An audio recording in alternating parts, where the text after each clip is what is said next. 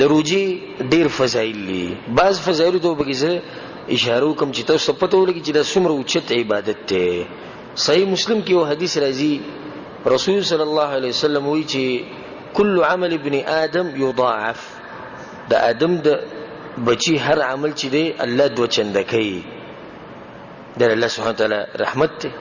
من جاء بالحسنه فله 10 امثالها ومن جاء بالسيئه فلا يجزى الا مثلها. الله وی چې څوک نیکی راوړي نو موږ بوله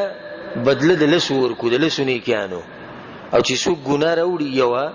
دا یوې ګناه به بدله ورکو. اوس که الله سبحانه وتعالی دا بدیان هم د قشان ډیرولې نو موږ به څه حال وې، تباہ برباد شوی و. رسول صلی الله علیه وسلم وی چې هر عمل چې د چند کیږي الحسنه ب10 امثالها، یو نیکی لسند کې الله سبحانه وتعالی الى 700 ضعف او وسوت الله رسي. الله دې رحمت وګور. لکه یو نیکی چې وکړه لکه وسو نیکیانی چې وکړي. قال الله عز وجل، رسول صلی الله علیه وسلم الله وی الا الصوم، سوای دروجینا فانه لي، وی دروجه زما د پاره ده، دا خاص عمل له. نو سوال دا دی چې دا بندگی خطوله موږ رب العالمین د پاره کو، دا روجه په کول الله خاص کوي. جواب دا غي دا دی چې دا یو دیس عبادت ته د روجه چې د دیس پته صرف رب العالمین ته ده او دا غي نه بد بیت ته ده. بس دریم کې سدي پته نه لګي. یو سره ماسپخین کې راوته زما روجه ده، کور کې ډوډۍ وخوړ ته پته لګي. یو سره پټ شه ده وبس کې په پټه ته پته لګي نه. ځکه الله سبحانه وتعالی دا عبادت د ځان لپاره خاص کړی دی. الا الصوم فانه لي، الله وی زما لپاره وانا اجزي به، نداغي اجر بزور کوم غزته واست خیمنه. دا وسوم غټ اجري چې رب العالمین پټ ساتل دي. دویم فضیلت جابر رضی الله عنه حدیث ته چې رسول صلی الله علیه وسلم وی الصيام جنه، روزه چې دا ډال او ډال د سره پاره دی یستجن بها العبد من النار، د جهنم نه به بنده ځان بچ کولې شي. یعنی دا روزه ته ونی سي ځان سره او مخې ته د جهنم ووري، یعنی جهنم د ور پتا نه لګي. دا دوه اوچت عبادت دی. په انسان د دغه نه بچ کی د ور نه، او دا انسان بچ کی د شهوت نه. د شهوت نه چې څومره غلط کارونه جوړيږي، زنا، بد نظر، غلط سوچ، دا روزه به ته بچ کی. باغی باندې دلیل له رسول صلی الله علیه وسلم یا معشر الشباب، ای ځوانانو، من استطاع منکم الباءة فليتزوج، تاسو کې چې څوک واده کولی شي او طاقت یې نو واده دی لازم وکړي. فانه اغض للبصر واحسن الفرج، وی د دې واده د فائدې نه چې د سترګو حفاظت وکړي او د عورت خیال پکې ساتل کیږي. ومن لم يستطع فعليه بالصوم، او که څوک واده نشي کولای نو روزي دي نيسي. فانه له وجاء، وی د روزي به حفاظت کوي د دې سترګو او د عورت. او دغه تجربه خبره چې کله سړی روزي نیولي نه د سوچ، نظر، عورت دا بالکل د حرام طرف ته نه ځي. دریم فضیلت روزه چې د انسان نه ګناهونه ریږي. حدیث کې راځي او امام مسلم راوړی، رسول صلی الله علیه وسلم رمضان الى رمضان مكفرات لما بينهن اذا اجتنبت الكبائر. و یو رمضان د بل رمضان پورې، یعنی ته تیر شوی کال روزي نیولې دي او اوس د بل روان دی، بل میاشت روان دی د روزي ده. د دې دوانو میاشتو په منځ کې چې څومره ګناهونه دي، واړه ګناهونه، هغه ټول الله سبحانه وتعالی شي بخي چې د دوه روزي په تابع راړي. الله سبحانه وتعالی ستاسو ټول ګناهونه بخي. څومره فضیلت دی د میاشتو د روزي. یو فضیلت دا دی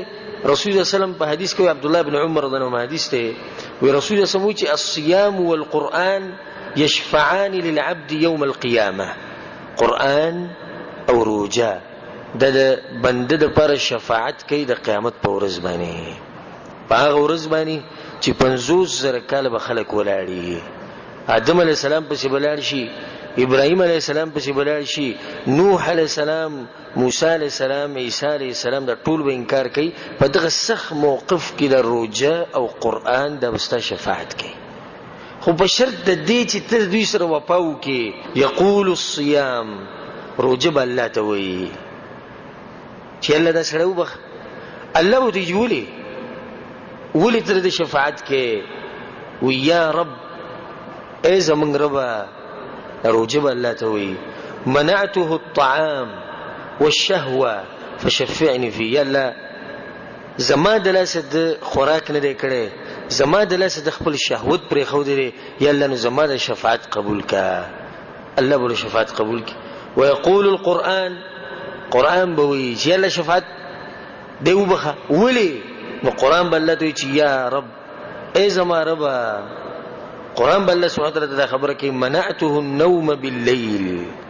یا الله زما د لاسد د شپې خوبونه نه دي کړي ټول شپه ولاړو په تهجد کې به زما تلاوت کوو په تهجد کې به قرآن نه د خوبونه نه دي کړي نه زما شفاعت قبول کړي الله سبحانه وتعالى بوله رسول الله په حدیث کې چې دوه شفاعت به قبول شي د دې روزي فضیلت یو بل فضیلت ورته وایو رسول صلی الله علیه وسلم په حدیث کې وایي دا حدیث صحیحینو کې دی للصائم فرحتان يفرحهما د روزتي سړي لپاره دوه خوشالیاں دي چې د ملاوي دوه غټي خوشالیاں دي اولنی خوشالي اذا افطر فرح بفطره کله چې روزه ماته کې دغه ټیم کړي خوشاله تګي شوی وګي شوی نه کله چې وبوس کې رايخي او دا خوراکو کې د معده ډکه شي خوشاله شي دا خوشالي ته پوس مکو اسمره خوشالي خو د دینه غټه خوشالي و اذا لقي ربه وبکم ورچ خپل رب سره ملاوي شي فرح بصومه نا غرزو په روزه باندې ډېر خوشالي دوه خوشالي یو په دنیا کې ده ما خام ټیم کې دته ملاوي دویمه خوشحالي په هغه ورځ باندې به ملاويږي چې په ورځ په خلکو باندې ډېری سختي او په د باندې به خوشحالي اروجه بخپل التویني یو حدیث کې راځي رسول صلی الله علیه وسلم وی والذي نفس محمد بيده هغه ذات مې د قسمی د چا په لاس کې چې د محمد صلی الله علیه وسلم سره لخلوف فم الصائم اطيب عند الله من ريح المسك وې د روجتي سړي د خلینې چې کم بنزي د الله په نسبانه د مشکو د عنبرو د بینه چې له خوګ دی حالکه د غبین خو ته د میدی بینی اس خبین خو نه الله سبحانه وتعالى چې د درجه ور کړی د بدی چې د عبادت ډیر اوچت دی یو حدیث کې راځي سهل ابن سعد رضی حدیث ته وان فی الجنه بابا رسول الله صلی الله علیه وسلم په جنت کې یو دروازه ده یقال له الریان دې دروازې ته سوې ریان دې دروازې نوم دی يدخل منه الصائمون يوم القيامه بدغه باندې بس بروجتيان زنده نزي یو قیامت پورز باندې لا يدخل منه احد غيرهم دغه لو بکیدنه نسوک نشیت يقال د اواز بوش د قیامت پورز اين الصائمون اچي شو روجي چینولې اروجتيان چی شو الله لپاره جروجي نشي فرضي نفلي د اواز بوشي رسول الله فيقومون پابسي چې منګي فيدخلون دنبش فاذا دخلوا کله چې ورننوزي نور خلک هم کوشش کوي چې موږ ورننوته جنت ته اوچت نعمتونه رسول الله اغلق چې څنګه دوی وردن نشي الله سبحانه وتعالى دروازه بند کړي چې دا د دې خلکو لپاره خاص دروازه و څوک چې روجي نشي یو فضیلت ده ابو امامه رضی الله عنه فرسول صلی الله علیه وسلم بشراغه وقلت يا رسول الله وما رسول الله يا رسول الله مرني بامر ينفعني الله به دې خبره ما ته وخه چې الله پر له پیدا راکي ګټه نه راکي چې مختصر غونډه کې تاسو وکړو وګوره ډېر درون تاسو ته یا رسول الله دې کار ته وخه کنه چې فائدہ را راکي بس سوچه فائدہ خساره پکې نه رسول الله ته ها به خو دې عمل وخایو تتبوخه دې عمل سعمل عليك بالصوم روجي ډېری نيسه دې کې سوچه فائدہ پروجو کې سوچه پیدا ده نقصان پکې نشتی رسول الله فانه لا مثل له د دې په شان عبادت په عبادتونو کې نشتی روجي په شان عبادت په عبادتونو کې نشتی والله کده سلف سیرت تلاړي کنه غوج به روجو به سمره مینو تباریان شي معاذ بن جبل رضی الله عنه کله چې وفات کېدو نو بجړا شو او دا انسان د رسول الله سمو چې د قیامت پر ورځ به د امت علماونو مخ کې ولاړي اولنې عالم په دې امت کې چې قیامت پر ورځ به ولاړي به شو کې معاذ بن جبل رضی الله عنه چې کله مړ کېدو بجړا شو مرګرو ته معاذ په دنیا به کې څه جاړي هغه به بل ته دا دنیا به کې څه جاړي هغه چې نه په دنیا پسې نه جاړم دغه کې نه مچ په دنیا پسې جاړم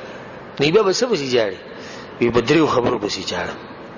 چې د دریو به ماته نه ملایوي اولنې وی د جمی غوګدوګ د شپې چې موږ چې په تهجد کول د جمی وګدې شپې د خلکو ته په تاریان شي وی دویم وی د علماو په مجلس پسې د علماو سره کېناستو هغه سره من بحث وکړه مسله به مې زده کړه د خوږی خبرې به موږ اورېدې دریم او د وړي هغه وګدوګ د ورځې موږ چې وروجي نیوي هغه پسې خپېږو خبرې ته خیال دی د وړي هغه وګدې ورځې او چې وروجي نیوي یو حدیث کې راځي رسول صلی الله علیه وسلم وی